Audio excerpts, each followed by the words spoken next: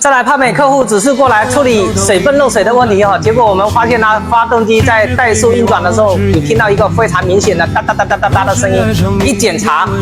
气门摇臂磨损了你看一下，非常明显。现在拆下来它的间隙。那这个的话，现在已经没有什么秘密可说了。处理这一套，我们几乎每周都在处理这种发动机的这个问题，就是直接上途锐的摇臂因为这款发动机在途锐、在奥迪、在我们的保时捷、在马看车上用的非常广，直接上途锐的性价比最高。做这个问题的时候，我们可以顺带处理哪些问题呢？你看喷油嘴的积碳的问题的话，是这款发动机比较常见的故障。那这个时候拆下来就一定要把这个喷油嘴的积碳一定给它清洗掉，但一定要记得这个密封签